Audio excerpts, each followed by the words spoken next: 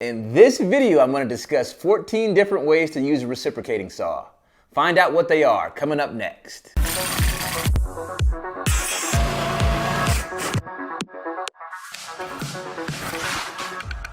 What's going on, guys? Kendall here for Renos for Pros and Joes, helping you simplify the renovation and remodeling process. On this channel, we do hands-on product tool and gear reviews as well as renovation tip and strategy videos. If you're new to the channel, consider subscribing.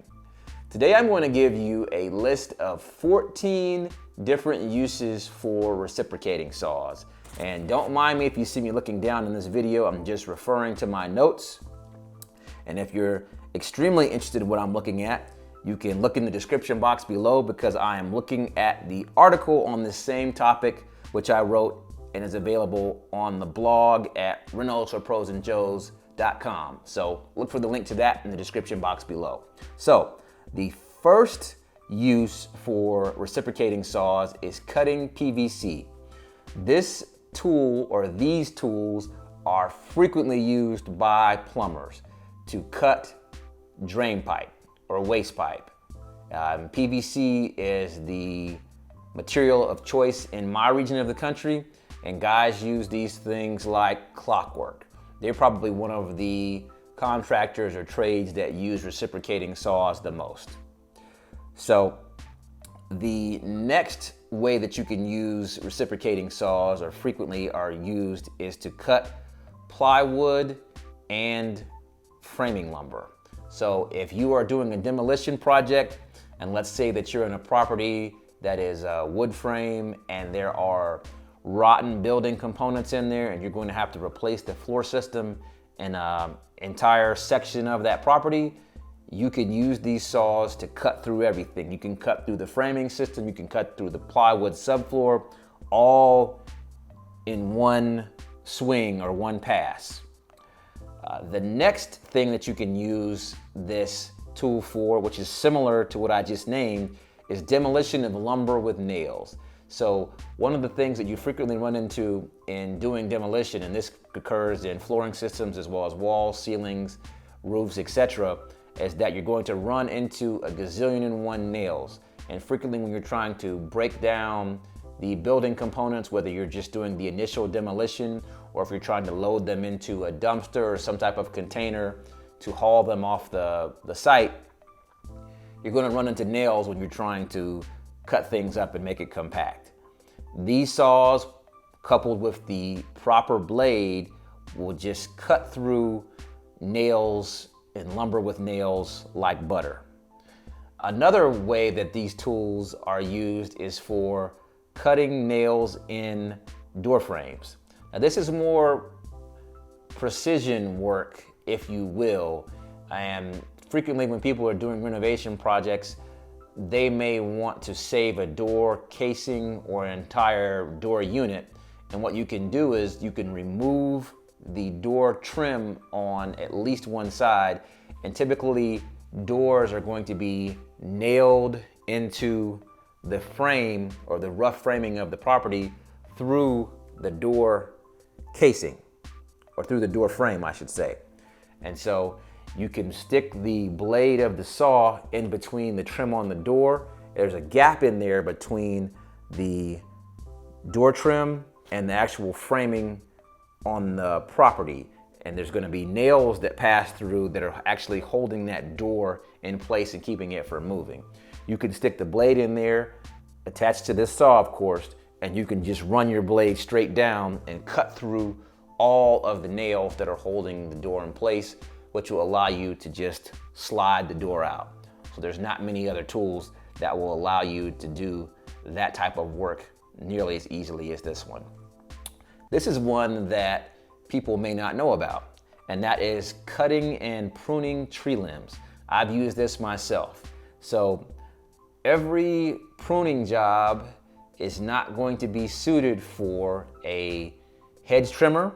Sometimes the hedge trimmer does not have the cutting power that you need in order to do a job. And on the other end of the spectrum, sometimes a gas-powered chainsaw is a bit of overkill.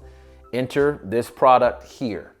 So you can cut through small things as well as large things with this tool. And the other thing is you don't require gas to run this.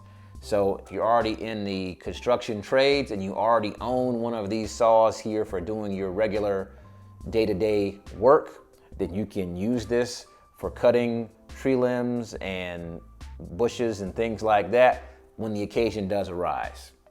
The next thing is also related to pruning and dealing with trees and bushes. You can use this saw to cut through roots.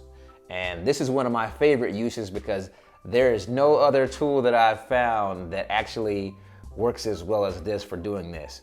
So if you've ever had to dig up a tree root system or even a large hedge that has got a mature root system in the ground, it is back-breaking labor to try to do that. And it's not the type of scenario where you want to use your chainsaw because you're going to just destroy your chain on there.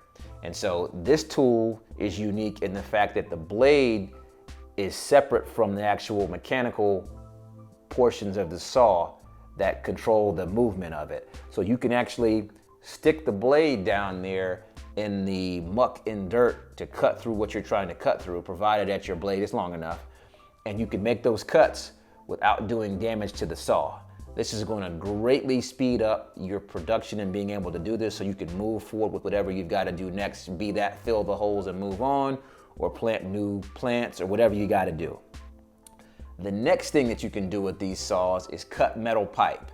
Now I'm going to plug one of my other videos here, but I've got a different video where I show you how to cut cast iron drain pipe with one of these saws. And in that particular video, I have pitted this saw against an angle grinder to see which one cuts through cast iron pipe the fastest and the most efficiently. Which brings me back to my point that I made earlier about pruning. I also have a video where I show you how to cut up a tree limb with a reciprocating saw. I'll link to both of those videos down below. The next way that you can use this saw is for cutting brick or block. The saw has plenty of power, so that's not the issue. Your main concern is going to be to make sure that you have the right blade for doing so. And so provided that you have the right blade and you're able to line the blade up and make it hold its course, you can cut brick or block with one of these saws. It's not the ideal use for it, but in a tight, it will work. The next thing that you can use it for is cutting angle irons and lintels. This is for my brick masons and concrete people. If you are doing brickwork and you need to install lintels and things like that, which is heavy gauge steel that is for structural support over openings and things like that, these saws will cut this as long as you have the right blade. So that's another use for these.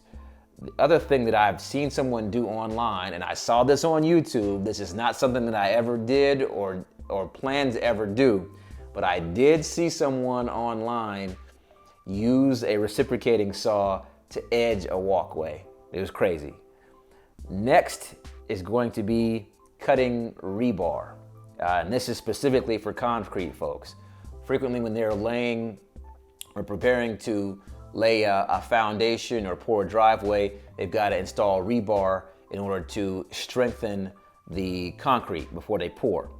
And when you're working with rebar, it is a very, very, very stiff material and frequently has to have special tools to be able to bend it. So you know you've got to have special tools to cut it. Well, this saw will cut it. You just have to have the appropriate blade and you're good to go. The next thing that you can use this for, this is back to our plumbers, and this is frequently used for cutting through rusted bolts. So when you're removing different types of fixtures and things like that, there's times that arise when you're trying to remove bolts that have come in contact with water and moisture, and age has allowed them or caused them to corrode. And you're not able to take them off with the conventional ways with a wrench or pliers and things like that. And your only resort or your last resort is to cut them off. This saw will cut that. You just need a metal cutting blade, you're good to go. Another way that you can use this tool is for cutting holes for exhaust vents through walls. Now granted, this is not the ideal use for this saw, but you can do it, and it's done all the time.